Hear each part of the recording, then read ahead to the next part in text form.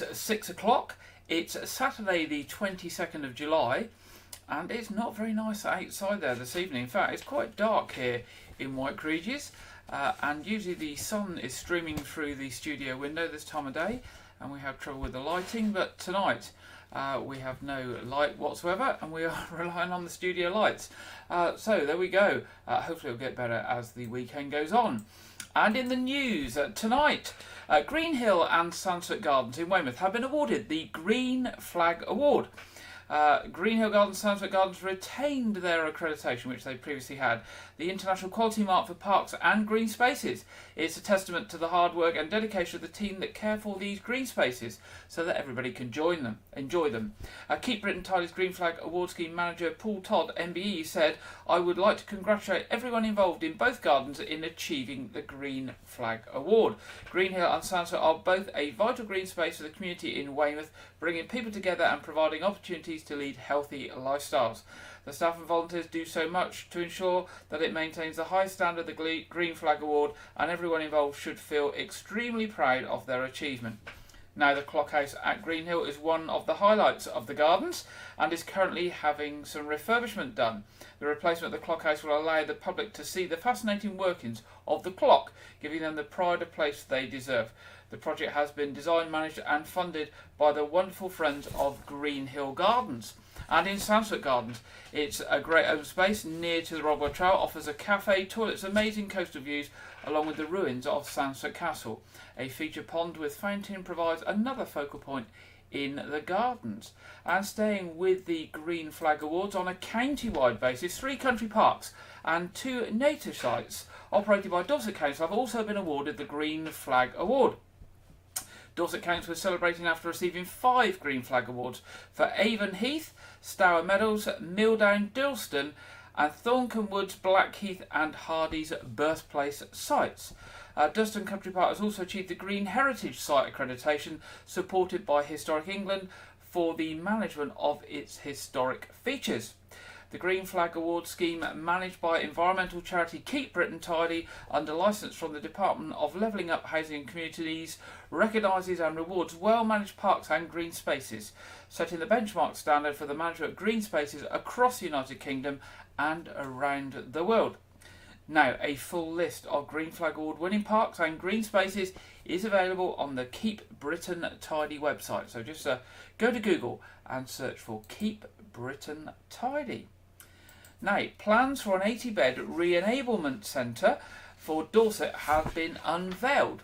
Proposals to start the design for an 80-bed re-enablement centre in the heart of Dorchester are to go to Dorset Council Cabinet next week on the 25th of July. The proposed centre would be on the Dorset County Hospital site near Bridport/Damus Road, forming a significant partnership for health and social care for the years to come. The new centre would significantly increase the capacity for the number of people receiving recovery and rehabilitation care and provide a modern fit-for-purpose facility for the future care delivery for all our residents. The proposal is the first development of a programme to ensure Dorset Council has the required care capacity, with up to £80 million earmarked for the purpose from its capital account. And this will build on work already progressed to support residents who are discharged from hospital or are recovering after a fall or illness in their own home. It follows the Council's decision last year to prioritise actions to address the lack of therapeutic recovery services in the county following the COVID-19 pandemic. The new re-enablement centre will help ensure that Dorset has sufficient care services to meet future demands for care, reduce pressure on NHS beds and service including prevention of admissions, help those patients that no longer need to be in hospital to be discharged more quickly, improve health outcomes for Dorset Council residents who are discharged from hospital but need ongoing care and support, and reduce pressure on the Council's finances arising from demand and cost of adult social care services. Now, this week saw the arrival of the Bibby Stockholm barge at Portland. The controversial plan is to use the barge to house 500 men who are waiting for the outcome of their asylum applications. There's been a lot of coverage on national news media this week, and there have been lots of TV crews in the area, with cafes on Portland getting extra business. The placing of the barge at Portland has been controversial because some people feel it's not an appropriate way to look after asylum seekers, and others are concerned about the impact on the area's services and possible security concerns. The proposals continue to see protest action locally, with other groups saying they feel that there will be no impact and the scheme should be given a chance. You can get a bird's eye view of Dorset this summer by bus between Sunday the 23rd, so tomorrow, and Saturday the 2nd of September. First bus size X50 Jurassic Coaster open top bus service will be extended. The X50 route will run from Weymouth, Durdledore, Loworth Cove and Wool to Wareham, Corfe Castle and Swanage hourly 7 days a week. Of course, with the with the national scheme of £2 bus journeys, you will have good value for money as well. The service has been extended this year to run all the way through Wareham, Corfe Castle and Swanage, and as we say, it will run hourly, daytime 7 days a week. Details of the route and times can be found by searching on Google for First Bus Jurassic X50 timetable.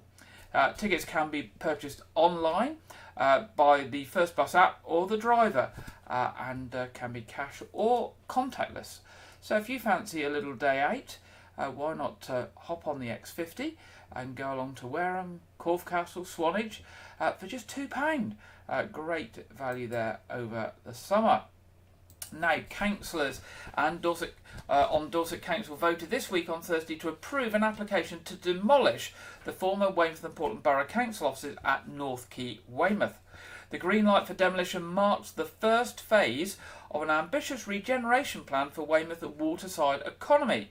£19.5 million of level up funding was awarded to the council in January this year by the government's Department for Levelling Up Housing and Communities. The vote was tied 6 votes for and 6 votes against, with no abstentions. The chairman of the committee made the casting vote in favour of the officers' recommendations. North Quay is one of 3 key areas in the town selected for development. The 2 other sites are the Peninsula, the piece of land behind the pavilion, and the town centre itself. The approval this week enables Dorset Council to prepare plans for its long-term future use and market the site to a development partner. While plans for the site are drawn up, as a short-term measure the site will be levelled and used as a temporary additional car parking space for the town. This is not the long-term intention of the site the council wish to confirm. Demolition is expected to begin later this year and will likely take around 15 weeks to complete. The cost of demolition and creation of the temporary car park on the site is anticipated to cost around £600,000 and will be funded through a government grant awarded to Dorset Council in 2021. Some of this funding has already been used in part clearance of the site. Now, a substantial landslip has occurred along the coast at Seatown Beach. Eyewitnesses believe that it's even bigger than the landslide between Seaton and Deep Beach in 2021, which was believed to be one of the biggest cliff falls in the area for decades. There has been a large landslip overnight at Seaton, Dorset and Wiltshire Fire and Rescue Service said this week. Please remember that if you are visiting the coast and walking the coast path, stay away from the cliff edges and don't sit at the base of the cliffs. Cliff falls are a great risk to because of the recent dry weather.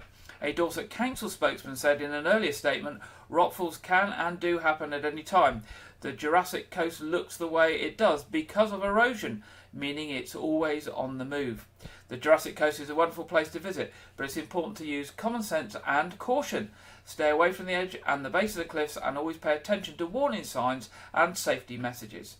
It comes after several recent rockfalls in the Jurassic Coast area in Charmouth, West Bay and Burton, Bradstock areas. Now, Dorset and Somerset Air Ambulance have this week received a wonderful cheque of £13,000 from a Weymouth charity. Weymouth and Portland Round Table presented a cheque after raising funds at its Summerfest Family Day in June.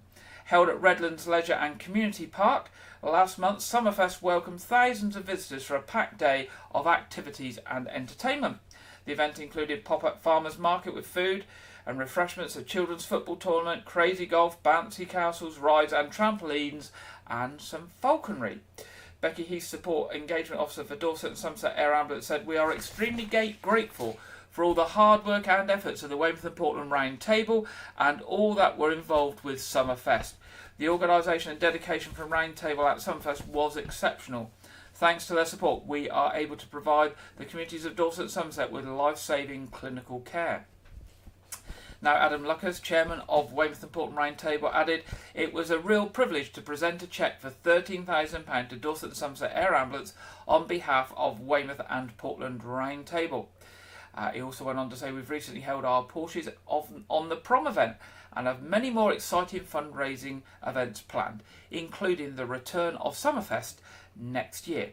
Now, if you want more information on Weymouth and Portland Round Table, you can visit their website at www.weymouthandportlandroundtable.co.uk, or you can search for them on Facebook. To help raise awareness about free water refill stations along the beachfront, Weymouth Town Council is holding a tappy hour event on Friday the 28th of July, that's this Friday coming, between 1 p.m. and 3 p.m. It's not really an hour, is it? That's 2 hours. But there we go. They're calling it a tappy hour, but it's for 2 hours between 1 p.m. and 3 p.m. Council officers will be joined by Litter Free Dorset at one of the refill stations on the promenade opposite the King's statue. They will be giving out free fruit and juices so people can fill up their reusable water bottles using the water tap. To help encourage take-up, Weymouth Town Council is also going to give away some reusable water bottles. Some of the water refill taps are located by the slipways to the beach, making them accessible for everyone to use. Councillor Kate Weller, Mayor of Weymouth, said there are more than 20 free taps stretching the Weymouth Pavilion end of the beach to the Green Hill Gardens end that can be used to refill water bottles rather than buying more plastic bottles. We hope that by raising awareness of their locations, visitors and residents will be encouraged to reuse water bottles and help us reduce the need for single-use plastics, which can easily drift out to sea and have a negative impact on our oceans and marine life. Now, on Tuesday the 25th of July, that's this coming Tuesday, Dorset Council's draft library strategy will be reviewed by Cabinet for approval. The strategy aims to protect and enhance the Council's library service with a fresh approach to delivering services and, most importantly, no proposed branch closures. The strategy has been shaped by public feedback and data. Work will be completed with the Council's equality, diversity and inclusion groups to improve the provision of accessible services. A review of library services will be carried out to ensure inclusion and access in the widest possible sense. Councillor Laura Bedder, who's the Dorset Council portfolio holder for culture and community, said, "This draft strategy has been developed using feedback from extensive public consultation, listening to the views of our residents and using data to shape the future of our library service. Throughout the whole process, residents have told us that libraries are at the heart of their communities, so this strategy is designed to protect and enhance them for the future with no proposed closures." The conversation doesn't end here. We will continue to work closely with communities and listen to their views on our proposals. Now, if you want to read the draft strategy and the supporting documents, you can pop along to Dorset Council website at www.dorsetcouncil.gov.uk, and if you put after it /let's-talk-libraries, you will find all the stuff to do with the libraries there. Now, a cruise ship provided an unexpected economic boost after pulling into Portland for an extended stay due to poor weather conditions elsewhere. The Norwegian Dawn arrived early with 2,360 guests on board when strong winds made her previous planned call untenable. She docked at the port's new £26 million deep water berth the evening before her scheduled day-long visit. A flood of passengers poured into the local area, especially Weymouth Town Centre, during the evening in an unexpected boost for shops, restaurants and bars before the planned day of excursions and trips. Now, Dorset Police is launching new public scrutiny panels to assess how the force is using stop and search and use of force powers, and is looking for volunteer panel members. The panels are undertaken by the public, for the public, and is designed to help the force make improvements in the way that these powers are used and conducted. They are made up of representatives of local communities who will be asked to provide the force with honest feedback on how Dorset Police are using stop and search and use of force powers. Successful applicants will watch body-worn video footage of real-life stop and search interactions and will be asked to review data to provide Dorset Police with honest feedback. It is hoped that panel members will work with Dorset Police and other community oversight groups to help build and maintain trust and confidence with our local communities that Dorset Police are using their police powers with, and that they are using them legitimately. Now, if you'd like to join one of the panels, you can email, and it's quite a long email, Stop Search Public Scrutiny Panel, so Stop Search Public Scrutiny Panel at dorset.pnn.police.uk. So that's Stop Search Public Scrutiny Panel at dorset.pnn.police.uk. Now, staying with Dorset Police, latest crime statistics have been published that show Dorset remains the 6th safest area in the country after experiencing a rise in crime lower than other parts of England and Wales. The Office for National Statistics released data this last Thursday, which shows that overall crime rose by 1.4% in Dorset during the 12 months from 1st of April 2022 to 31st of March 2023. This increase is significantly less than the national average of 4.8% rise in crimes, and puts Dorset as the 6th safest area in the country. Deputy Chief Constable Sam Derrea of Dorset Police said it is promising to see that Dorset has remained in the top 10 safest counties across England and Wales, maintaining our position in 6th place. We work hard to relentlessly pursue criminality and prevent and detect crime.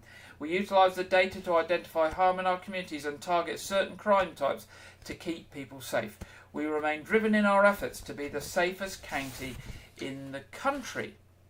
Now, 3 of Dorset's leading climate action groups have come together to organise a pioneering event with the aim of spurring the local community into urgent action to combat the threats posed by climate change and ecological collapse. Zero Carbon Dorset, Dorset Climate Action Network and Sustainable Dorset have joined forces to launch the first community-led Dorset Conference of the Parties, or COP for short. It's going to be in Dorchester on Saturday the 9th of September at the Corn Exchange. Hampshire residents and Springwatch presenter Chris Packham has produced a special recording for the event and hailed it as a brilliant idea while highlighting how the scientific evidence shows that we have a very limited time and how we all need to step up to and demand the actions we require to secure a healthy and happy future for humanity. Laura Baldwin, who's an environmental campaigner and former Olympian, who will open the conference, said this event is not only groundbreaking but also of huge importance, not just for Dorset but for community activists elsewhere. That's why it hopes to attract people and organisations from right across the county. Now, a new park and ride service has started in Weymouth today. Operated by Transpora, the service will run from today until Sunday, September the 3rd. Running out of the Dorset Council Mount Pleasant Park and Ride facility, buses will run frequently into the town centre next to the King statue on the seafront at stand K8. Dorset Council used to run buses from the site into town, but this service was withdrawn, and since then anyone parking there has had to walk out of the park and ride site and head to a bus stop near Sainsbury's to pick up a standard first bus service. Transpora, which is working with Weymouth Town Council to promote the service, said that it saw a gap in the market and decided a new park and ride was a great way to support those visiting Weymouth. The new link will operate 7 days a week, including bank holidays during the school summer break. The first service into town sets off at 7:48 a.m. and the last bus back to the car park is at 7 p.m. Customers do not pay for parking and instead pay on the bus with cash and contactless card payments accepted. It comes as a welcome move by some people, as parking charges in Weymouth Town Centre have been slammed by councillors and residents as being too high. Now, round 2 of Reclaim Festival kicked off in Weymouth yesterday at the Knowth Fort. Hang on, let's get the picture up. There we go. The festival is targeted at young people aged 16 to 25 and features talented young musicians, DJs, art, vintage clothes, food and refreshments. It's free to attend and takes place 6 p.m. to 10 p.m. The Reclaim Festival is a project based in Weymouth, Dorset, with the aim of re-empowering young people and providing a space to be creative and have fun.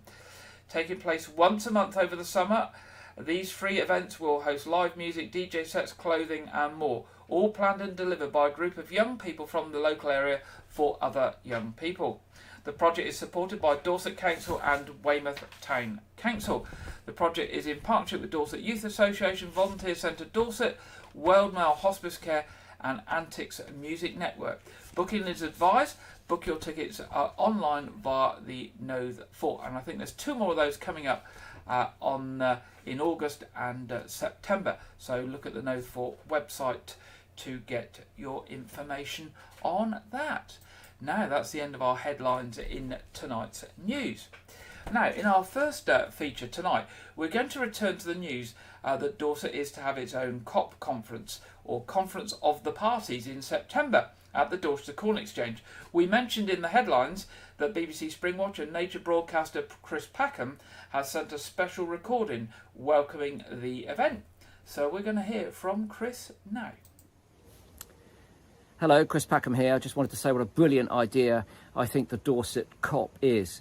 Of course, these conferences of parties are essentially international, but all of the practice, all of the actual practical work will have to be done by individuals and, of course, communities. And the community of Dorset is a great place to start some of that work, certainly focusing more locally. So I hope that you can all get together and share those ideas, learn a lot from one another, motivate an enormous amount of energy and enthusiasm, but above all else recognise that you have a shared sense of commonality. This is not the time for nitpicking on how to solve the problems. It's about solving those problems. It's about going to it. So if you don't agree about the methods and the practice, push that to one side, because this is the point when we as individuals have to stand up and be counted. We have to make a difference. Our scientists have given us a very limited amount of time now to be able to prevent our planet from sliding into irrecoverable damage. We know we can do it. We know we've got the toolkit. We know we've got the will. Certainly the will in the citizens. We just don't have it in those who govern us. And that, I think, leaves me with a final plea. I don't think we're going to solve the problem now with polite letters and petitions. I think that we, that's you and I, citizens of planet Earth, are going to have to stand up and demand the actions that we require to secure a healthy and happy future for our planet. And that means that we'll have to step outside of our comfort zones when it comes to activism. So please, all of you, think about stepping just one rung up that ladder. You may feel a little bit uncomfortable to start with, but ultimately at some point in the future, if you're an older person, a younger person may turn to you and ask you what you did when you really needed to act to make that difference. And if you can't provide at that point a satisfactory answer, then yours will be a very difficult place to be. So, brilliant idea. Hope it goes well. But please share that commonality and think about making a difference today, not tomorrow. Ladies and gentlemen, young people, shout above the noise for the future of humanity. Thank you very much there, Chris, talking about the COP conference coming up in Dorset in September, and we will give you more information on that later this summer when it becomes available. Now, in recent weeks, we've heard about lots of investment in and changes at Dorset County Hospital in Dorchester. Last week, we heard about the new accident emergency department, and this week we're going to hear back from Tristan Chapman again about the improvements to the discharge lounge facilities. A key problem that we see across the healthcare system is delays in people being able to be discharged from hospital who are medically fit to do so. It's important that hospital beds are available for those that need them in an emergency. So it's vital that transfers out happen as soon as it's safe to do so. We had a last-minute opportunity in earlier 2023 to bid for £2 million funding from NHS England to help free up hospital beds and create a new large discharge lounge. The new building has been made using modern methods of construction, brought onto the site and then assembled. We also have used our own capital funds to increase the size of this building. So as well as a discharge lounge, we're able to add additional space for rehabilitation at the end of a patient's hospital stay. It's going to make a huge difference for patient flow across the hospital, and it will provide a much larger space for patients to stay in before they get discharged. And it's going to free up beds in the meantime for patients to be admitted to hospital. There we go, that's some of the additional work that's been done at Dorset County Hospital. And if you've visited the hospital lately, you'll see how things are changing. I was in the A&E department a week or so ago, and I couldn't believe how it changed from the last time I'd been in there 3 or 4 years ago. And of course we've got the new multi-storey car park, the new discharge lounge, building work going on the old Damer's site, the new consultation facilities at South Walks House, and also work going on at Vespasian House as well. We really are lucky to have such good facilities here in Dorset, and I'm sure we'll be hearing more about those in future weeks. Now it's that time in the programme where we go to our usual contributor, Andrew Wright, for this week's film review and preview. Welcome to Wyke Regis TV Film Review and Preview. I'm Andrew Wright. This weekend, the fantasy comedy film Barbie releases in cinemas. The film is based on the toy line and stars Margot Robbie as Barbie and Ryan Gosling as Ken, and revolves around the pair travelling to the real world on a journey of self-discovery. The film also includes a myriad of recognisable faces from film and TV, including Emma Mackey, Simu Liu, Nishuti Gatwa, John Cena and Will Ferrell. The film is directed by Oscar-nominated actress-director Greta Gerwig, who co-wrote the film alongside her partner, Oscar-nominated indie director Noah Baumbach, and the film is produced by star Margot Robbie and Harry Potter producer David Heyman. The film is in cinemas this weekend and currently has 89% positive reviews from critics. This weekend, the epic biographical thriller Oppenheimer releases in cinemas. This is the newest film from acclaimed director Christopher Nolan and follows the life of theoretical physicist J. Robert Oppenheimer, who was pivotal in developing the first nuclear weapons during World War II. The film stars Cillian Murphy as the titular scientist, alongside Emily Blunt, Matt Damon, Robert Downey Jr., Florence Pugh and Kenneth Branagh, alongside many other notable names and faces from film and TV. The film is being advertised as a spectacle, with black and white IMAX photography stock being invented just for use in this movie, as well as attempting to recreate the Trinity test with actual practical explosions on set.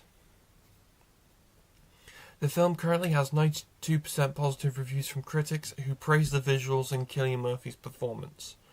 This is a film I highly recommend checking out, but it is 3 hours long, and I'm actually really excited to get a chance to watch it at some point. It will probably be on home video. As I'm a big Christopher Nolan fan, Oppenheimer is in cinemas this weekend. This week, the horror film Evil Dead Rise was released on home video as the 5th film in the Evil Dead franchise. The film is directed by Lee Cronin and stars Lily Sullivan and Alyssa Sutherland as two estranged sisters trying to survive and save their family from deadites.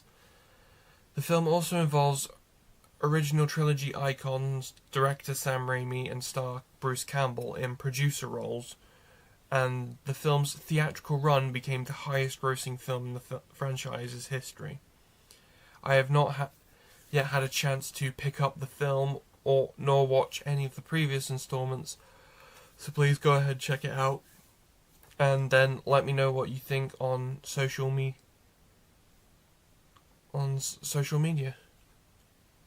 You can usually find me through Wyke Regis TV. Use social media. That's all I have for this week, but be sure to check back next week where I will talk about the home video release of the Super Mario Bros. Movie. Now back to Gary in the studio. Thank you very much there, Andrew, and we'll hear back from Andrew next week where he'll tell us about Super Mario's, etc. Now it's that time in the programme where we go for the national weather forecast to the Met Office, and this week we've got Rachel Ayres bringing us the national weather forecast. Hello and welcome to your latest weather update from the Met Office. So it's been quite a dull and gloomy start to Saturday with plenty of cloud around and rain for some. And this is all due to this area of low pressure that's going to be swinging eastwards across the UK throughout this weekend, bringing some slightly stronger winds as those isobars pack together, especially across the southern parts of the UK through tonight. It will clear away though as we go into the start of the new week, but our winds will start to come from a northerly to northeasterly direction, so things are becoming a little cooler and fresher. But let's have a look at the detail for the rest of this afternoon. So across Scotland, although it'll be quite cloudy, maybe the odd sunny spell, be mostly dry here, maybe the odd shower across the far northeast. Though elsewhere, plenty of cloud around and rain too. Some heavier spells across northern England and western hills as well through this afternoon. And winds strengthening too, especially across the southern parts of England and Wales. And those temperatures are going to reflect those cool and gloomy conditions throughout the rest of today. Temperatures only getting in the mid to high teens for many, maybe just scraping into 20 degrees across the southeast or even across western parts of Scotland this afternoon. Now, as we look into this evening's weather, and that rain is going to continue to make its way northwards and eastwards through this evening. So you might start to see things drying up across southwest England and the far south into the early hours of Sunday as this rain starts to sit across northern England and into northern parts of Wales, bringing some heavy rain to start Sunday morning. Though across parts of Scotland, plenty of clear spells actually as we go into Sunday, and those winds coming from that northeasterly direction. So a cool night to come and start to Sunday morning here. Temperatures may be dropping into the mid to low single figures in some rural areas. But elsewhere, with all of that cloud around and some stronger winds, especially for English Channel coasts where we could see local coastal gales, temperatures remaining around 15 for tonight. So Sunday morning will be bright across much of Scotland, though elsewhere pretty cloudy once again. We will start to see things brightening up across southern parts of England and Wales, with maybe the odd light shower here. But that band of heavy and persistent rain will sit across northern England and northern parts of Wales for much of tomorrow. And we have got a yellow weather warning for rain in force for that, as it could bring some localised disruption, especially if you're planning to be outdoors. Temperatures tomorrow will be faring better than what we're expecting for today. With any bright or sunny spells across southern parts of England, we might see temperatures reaching into the low 20s. And although across Scotland things will be a little brighter with that northeasterly wind, just feeling a little cooler here. And now as we move into Sunday evening, that rain is going to slowly sink its way southwards. So a clearer start to the night across the south, but eventually becoming cloudier with outbreaks of rain as well. But behind that band of rain, winds starting to come from a northerly to northeasterly direction. So clearer spells and feeling quite cool as we go into the start of the new week. Thank you for listening, and to keep up to date with all of our latest weather forecasts and any warnings in force, do check out our website and follow us on social media. Bye for now. Thank you very much there, Rachel, for the national weather forecast. Let's have a look and see what the week ahead holds for us here down on the south coast. Well, here we go. It looks back to that normal sort of scenario of sunny spells, clouds and rain, with Tuesday looking to be the nicest day this coming week, but hopefully by next weekend things will have cleared up. So gardens will be growing again with that water, feeding the lawns and the weeds and trees, etc. So if you get some dry spells, get out there and keep those weeds down and everything trimmed in the garden. Now, moving to our What's On session, coming up in the next few weeks at Weymouth Pavilion, first of all, 23rd of July, tribute to the Carpenters. In fact, that's tomorrow, isn't it? Yeah, 28th of July, Islands in the Stream, music of Dolly Parton and Kenny Rogers. 5th of August, Magic of the Beatles. 10th of August, one here for the youngsters, Dinosaur Adventure Live. I know when they've done that before, it's been very, very popular. 12th of August, Rock for Heroes, early in the evening, and then later in the evening, on the 12th of August, Ultimate Madness, and if you like a brass band, 14th of August, Grimethorpe Colliery Band. They're very well-known, very popular brass band there. To get tickets and see what else is on at Weymouth Pavilion, you can pop along to their website, weymouthpavilion.com, or you can get tickets via the box office on 01305 783 225. Now, No Thought, 29th of July, Songs in the Sun. The 2nd of August, This Is My Theatre presenting Much Ado About Nothing. And 26th of August, Fort Fest, open air concert of local bands. Again, more information and tickets, nothought.org.uk. Now, turning to Artsreach. Artsreach, as you know, do all sorts of different sort of shows and events throughout the Dorset area, usually in village locations, taking the arts out to the villages and making it accessible for local people. It's always a good opportunity to take a trip out somewhere different and to see something different. And just giving you a few ideas of some stuff coming up for families in the next couple of weeks. 26th of July at 10:30 in the morning, We Are the Music, which has been put on by Oops, Wow, Messy Art. That sounds fun. That's at Buckland Newton Village Hall. 29th of July, Journey to the Stars. Now, we did feature that a few weeks ago. That's 29th of July, 11 a.m. at Martinstown Village Hall. 2nd of August, 1:30 p.m, Circus Skills Workshop at Broadmain First School. And then 3rd of August, I'm a book of fantastic things, again by Oops, Wow, Messy Art. They're very interactive things, I think, that they lay on. That's at Lytton Cheney Village Hall.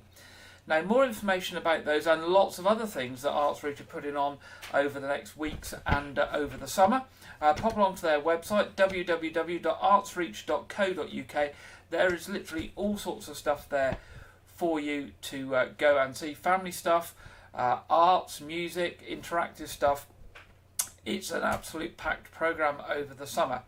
Now, later in August, 3 Inch Fools, which is a production company that we featured before last year, and I think probably the year before as well, are back with a production of Robin Hood. And just to wet your whistle a little bit, here is 3 Inch Fools telling us about their production of Robin Hood. So what skills do I have? Loads. Archery, abseiling, giving to charity. Did I mention archery? So basically I'm Robin Hood's mentor. Well, sidekick. Well, mentor. Little John Lennon? Nope, just Little John, not John Lennon. Take the glasses off. There's obviously a lot of men in this story. I'm actually the only woman. What about me, Puppet? Oh yes, of course, my mother. Played by a puppet. Puppeteered by a man. I'm the King of England. Well, very nearly the king. I'm just waiting for my brother to die and for Robin Hood to give me my crown back. But other than that, I'm the king. Tell them, Sir Guy, that I am the king. You're the king, sire. I was drafted in by Robin as a sort of PR stunt. Well, I think he realised he was just a violent criminal at the end of the day, you know, robbing people at arrow point. But if you're robbing people at arrow point with a vicar standing by, makes it all seem more above board, you know? Well, Tuck's been an absolute godsend. Really reconnected us with the issues surrounding the poor. Some of them don't even have enough money to eat. The poor don't eat money. Jeez. Shows how much you know. That's Hood's answer for everything. Give it to the poor. I just can't understand him. I'd ask him if he'd lost his mind, but, well, he's probably given it to the poor. You think the poor eat money? No, I clearly don't think No, the they poor don't eat money. What they eat is chicken, sour cream. Soured cream. Step by step, how does a peasant make soured cream? Come on. Suppose you want to start with some milk. Yeah, probably a good starting point. Just let it It's go off. $11.91 for God's sake. Robin Hood, and his merry men. Hey! There we go, that's 3-inch Fools, production of Robin Hood, being brought to you this summer by Arts Reach.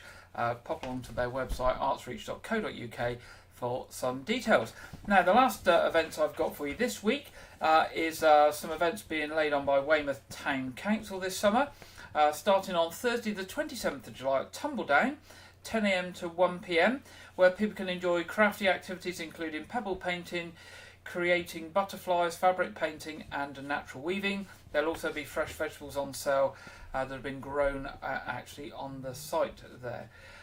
Then there's 2 Wild in the Park days taking place at Lobmore Country Park on Wednesday the 16th of August and Radipole Park and Gardens on Tuesday the 29th of August. There'll be arty and nature themed craft activities, hunt for clues on a park trail, making a bird feeder and all sorts of things like that. Now that's 11 a.m. to 2 p.m. That's the 16th of August at Lobmore Country Park and 29th of August at Radipole Park and Gardens. Now, church services tomorrow in Wyke, Regis and neighbouring areas, 9:30 at Communion at All Saints Church and 11 o'clock at St Edmund's Church. And what else have I got for you? Well, just to remind you that our Saturday evening quiz will be on tonight at 7:30 in sort of 50 minutes time. The feed will go up live about 7:20, so you can connect. It's free, it's for the whole community and it's family friendly and anybody is welcome. Now that brings us to the end of this week's programme. I will be back with you next Saturday at 6 o'clock. If you have any news or events or any information you want to share with us, just drop us a line during the week by email to news@wykeregis.tv. We will be pleased to hear from you and we would love to share your news and events with people of Wyke Regis, South Dorset and beyond next Saturday. So until next week, have a good weekend and week ahead, and I will see you next week. Good night.